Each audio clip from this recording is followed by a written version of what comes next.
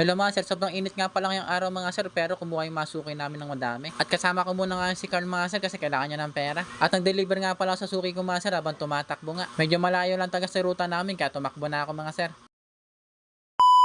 Bago nga pala yan, ito nga maaga na naman ako nagising mga sir. Kumuha na pala ako ng isda at sobrang dami nga na nakuha kong isda. May bangus tilapia, galunggong, alumahan, hipon at pusit. At sana nga maubos to ngayong araw para malaki-laki na makikita ko. Medyo marami kasing bayarin ngayon sa school kaya ito tsaga-tsaga lang muna sa pagtitinda. Ang mahalaga naman dun mga sir, nakaka-discard tayo ng pambayad natin sa school. At lagi talaga ako magsisipag para lang makapagtapos sa pag-aaral. May isang kaingring nga pala ako ng mangga mga sir, sobrang hinog nga to at sobrang tamis. Kahit nga medyo maliliit pero quality talaga yung lasa niya at sobrang tamis talaga. Syempre hindi mawawala yung mga gulay namin, medyo konti lang yung gulay yung araw mga sir. Konti lang kasi yung pinamili ni Boss Nick kaya eto lang yung nakuha ko. Pero may manok baboy naman ako nakuha kaya solid, ang dami namin paninda ngayong araw. At tanghali na pala kami umalis ng bahay mga sir kasi ang dami ko pang ginawa dito at nag-display pa ako. At eto nga sobrang dami nga namin paninda ngayong araw kaya ready na talaga umalis kami, sana makaubos kami.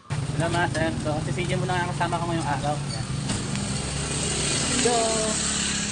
So andito na pala kami sa ruta namin, buhay naman na namin si ate. Bumili lang pala sa atin ng gulay at isda, siya na daw magdilinis ng isda.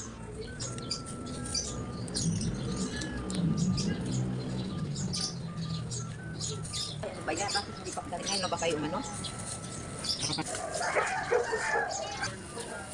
Sana, marami ba yun? Yan. Bilisan mo daw. Sige. Ay, magkano yung mo? Ano pa? 6 ko Ano sa'yo?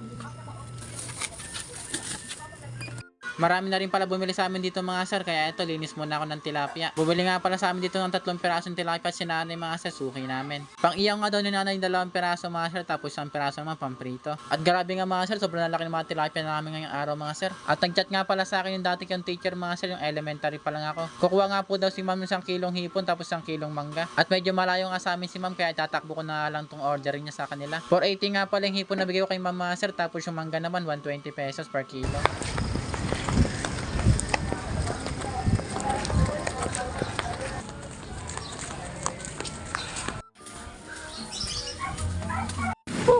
Kagad.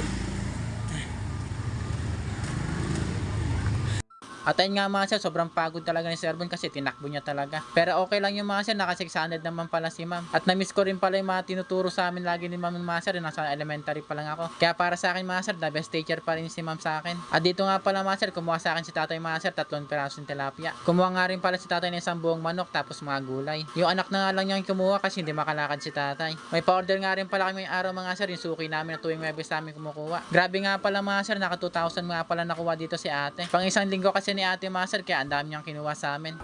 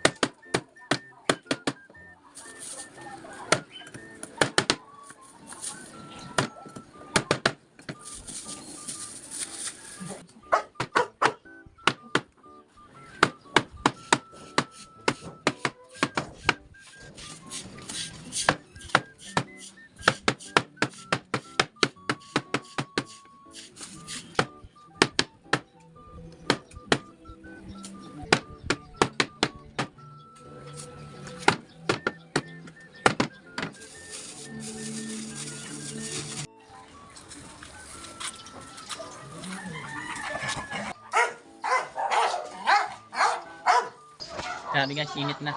Yung paninda namin, no? Silong muna kami kasi sobrang init. Yan.